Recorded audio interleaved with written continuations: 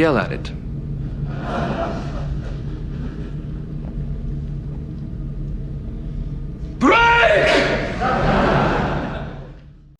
Hello, lovelies. I finally saw Dune 2. So here probably be spoilers. Though considering how long ago the book came out, I don't think you really have an excuse for spoilers. But anyway, yeah, I finally saw the film. Though I think this is really one film in two parts, and even then, like the first part, the second part ends abruptly. With what is a clear lead-in to going further into the books, though I kind of hope it stops before getting to the point where the books went completely off the rails and became even more unfilmable than things already were. I liked it. I still have enormous love for Lynch's Dune, despite it being so difficult, despite it having changed so much from the source material, despite even Lynch not being too happy with it necessarily. But this version of Dune has made its own changes as well, and somehow they seem more egregious to me, if less obvious, since Denis Villeneuve has developed something of a reputation as a source respecter when it comes to other projects that have brought back older classics of cinema and so on. He's done a good job because he clearly respects and appreciates the source. With this, not quite so much. Take the use of lasguns, for example.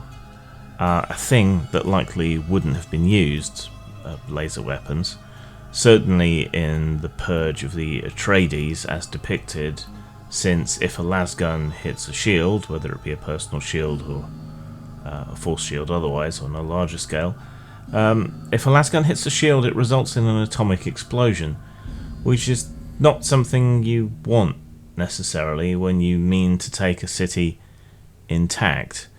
Hence the continued use of swords, daggers, and projectile weapons like the Mauler pistol, for example. In a way, 1984 Dune's use of sound as a weapon was actually quite inspired as a way around the problem with weapons inside the universe, albeit one straying far away from canon. It at least made sense. 1984's Dune was considered a very long movie back then, and it came with an intermission. I remember vividly because I saw it in the cinema with my dad. Yet that Lynch's Dune, the 1984 Dune, covered the same ground in 2 hours 17 minutes as these two movies do in 5 hours 2 minutes, and in some ways remained a bit truer to the canon and the lore. It also ended on a conclusion where Dune 2 does not really. Again, that abrupt ending. Lynch's Dune accomplished this feat through montages and voiceover narration, where Villeneuve's work does such things very sparingly, but combines somehow a faster timeline with long, spaced out, almost indulgent periods where not much happens and you just sort of sink in the atmosphere. Lynch's movie hits you like a psilocybin trip, which is probably appropriate given Frank Herbert's penchant for experimentation. Villeneuve's feels like a more drawn out, more subtle affair, like being feverish with long moments of clearer lucidity. Villeneuve's production does make good use of its indulgence to subsume you into the visually and culturally distinct worlds that we do get to experience in any depth, which includes Arrakis, Caladan, Giedi Prime, Salusa Secundus, and to an extent Khitan. Though we never really get hit with the regal and resplendent nature of House Carino or Kaitane, which is left much more understated than in 1984's Dune. Too much so, I think. The head of a galactic empire, I guess you might think that you couldn't depict that level of wealth realistically, but it would have been nice for the effort to have gone in. The understated approach, the more sort of Japanese imperial approach, is fine, but it's just a matter of taste, and the way they went about it wasn't particularly to my taste. Walken's performance was too understated, and that's not what you watch Christopher Walken for, quite frankly. Villeneuve also never really shows or tells us much about the Spacing Guild or the Navigators, and their absence is quite keenly felt, in my opinion.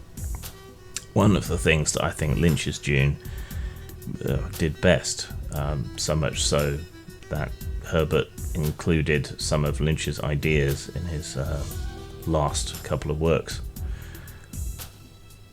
One thing that Villeneuve does do much better, much better, is demonstrating that Paul is not really a hero, that he is driven by revenge, and that despite being at the mercy of events to a large degree, he actively chooses violence and chooses to unleash the jihad. It's still not quite driven home enough, but through Chani's skepticism, another change from the book, and Paul's second guessing of himself, we do at least get more of it, and it never quite descends into crude and overt text rather than remaining a subtext, though it walks the line. Performance-wise, Javier Bardem is great. That's a fantastic performance. He brings a depth and subtlety and weariness and a little spark of humour to Stilgar, which I very much appreciated. Timothée Chalamet, he was great for the young Paul, but here as the supposedly battle-hardened and more powerful Paul, he doesn't quite stick the landing here.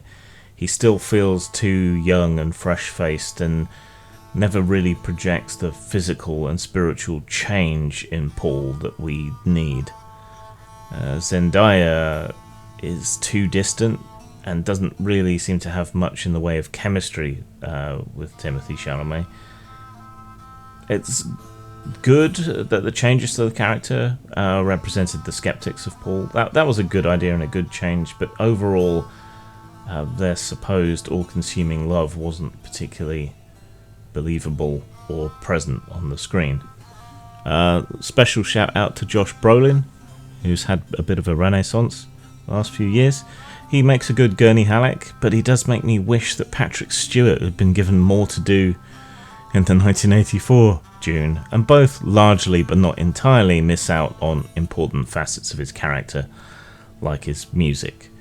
Though you do see a bit more of Patrick Stewart in the extended cut of the 1984 Dune. He was a bit gypped. We should have seen a lot more Patrick Stewart.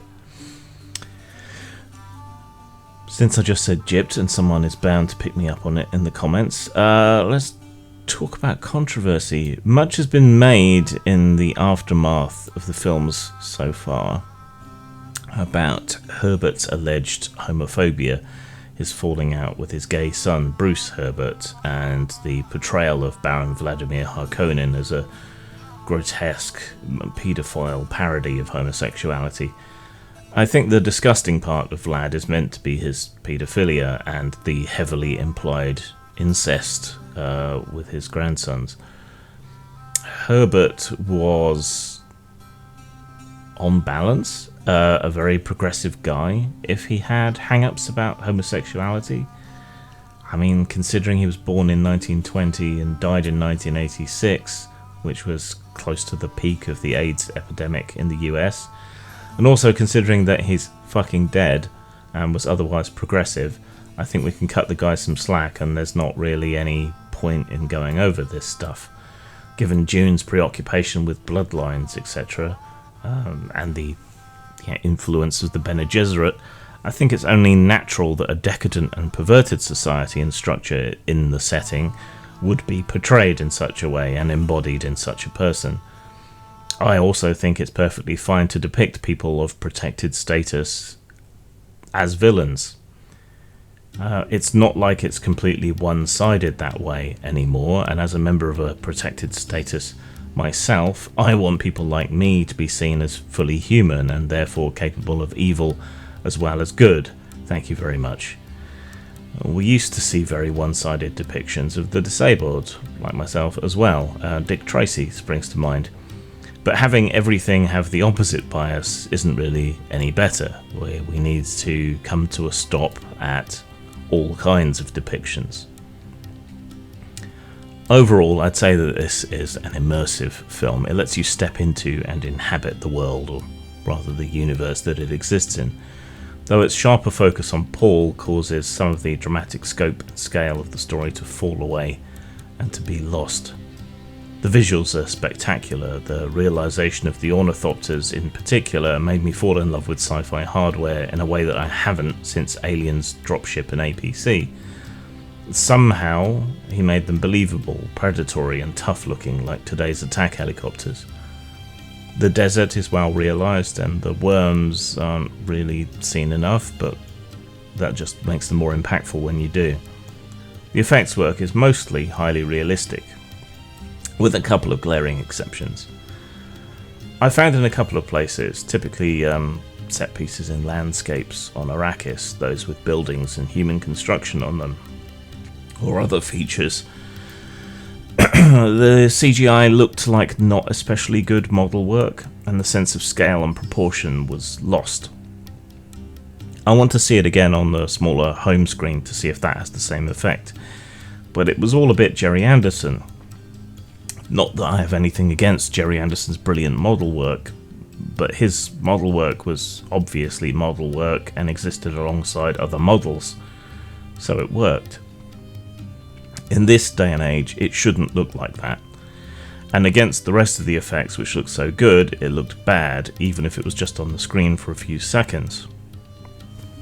Style-wise though, that's still not enough to bring it down from a 5.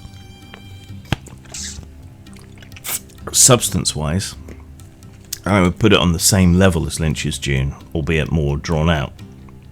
The shifts from canon with weaponry, Alia, the timeline, some of the performances. Even within the long runtime, there's so much missing, and if you haven't read the books, I think it might be difficult to mentally fill in the gaps. It also, again, to belabor the point, ends so abruptly that it's jarring, as it was in the first film. You're sort of left hanging and unsatisfied without a proper conclusion, and, 4 to 5 hours of prick teasing is going to leave you with blood clots and a painful priapism, so I'm going to give it a substance score of 3. Style 5, substance 3, 8 out of 10, 4 out of 5. Recommended. Just if you're a fan, turn off your inner critic a little bit and you'll enjoy it. Just sort of let the world wash over you and appreciate the detail, the attention to detail and the thought that goes into everything. What it does make me want to do is to grab my copy of the Dune Encyclopedia and the Modiphius Dune RPG, even though I'm dubious about the way that will actually play, and to consider how other worlds, other houses, may have shaped their aesthetics and their physicality from their surroundings over the course of the 10,000-year empire in the films and the books. Zang. Sure, you could play one of those hoity-toity horror games where the most horrifying thing that happens is someone wearing a corset who really shouldn't. Or you could grind a zombie's face into a belt sander. The old way, oh, the old way, oh, home varay, the old way, rock, Jarum, running G, the old way, oh, home varay, the old